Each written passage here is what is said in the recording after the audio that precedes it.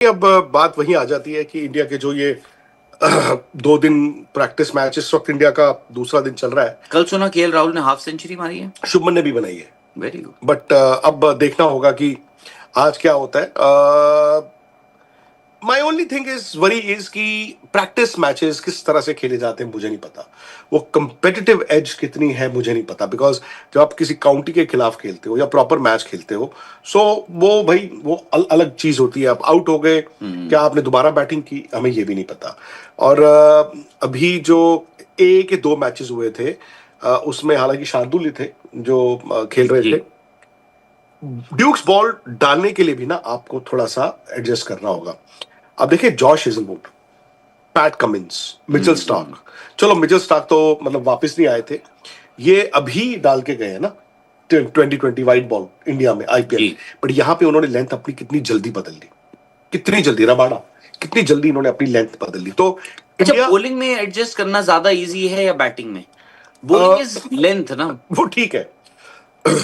Bowling is length, but specially जब आप India से व्हाइट बॉल खेलकर इंग्लैंड जा रहे हैं, वो बैटिंग ज्यादा। आपकी रिस्क पोजीशन भी क्या है, आपको आपका टेम्परामेंट है ना। और दूसरी बात यह है कि आप 4 ओवर डाल रहे हो 2 महीने, यहां पे आपको दिन में 20 ओवर डालने की भी तैयारी करनी है।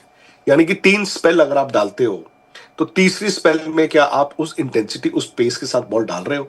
फिर आपकी रिस्क पोजीशन क्या है, हल्का फुल्का तो बदलता ही है ना।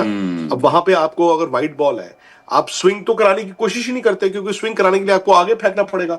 आगे आप फेंकोगे यार, वो वैभव सूर्यवंशी बच्चा है, वो आपको स्टेडियम के बाहर फेंक देता है। प्रियांश आर्या बच्चा, वो आपको स्टेडियम के बाहर फेंक देता है। सो आगे फेंकना is also a mind set.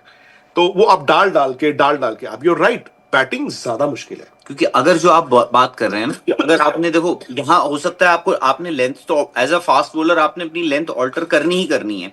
आप थोड़ा सा आगे जाओगे, आप बॉल थोड़ा और आगे डालो, क्योंकि बॉल स्विंग होगा, साथ में सीम भी होगा, बॉल सीम भी होगा आपका। बिल्कुल। तो उसमें यह है कि अगर आप आगे ड्राइव मारने के लिए चले गए, जो अगर आप व्हाइट बॉल बहुत ज्यादा खेलकर आ रहे हो तो आप ड्राइव मारोगे, तो वो स्विंग और वो सीम जो है वो आपको आईपीएल जैसी व्हाइट बॉल फ्लैट पिचेस पे आपको जो आगे का बॉल होता है, उसके लिए आपका पैर गया कि नहीं गया, सिर गया कि नहीं गया, वो इतना मैटर भी नहीं करता। आपका सिर्फ बैट जाना है, बैट ने मार दिया थ्रू द लाइन, आपका पैर इतना ही गया तो भी वो छक्का हो जाता है। आपको ये भी देखना होगा। यहां पे क्या है, आपको ड्राइव अवॉइड करना है।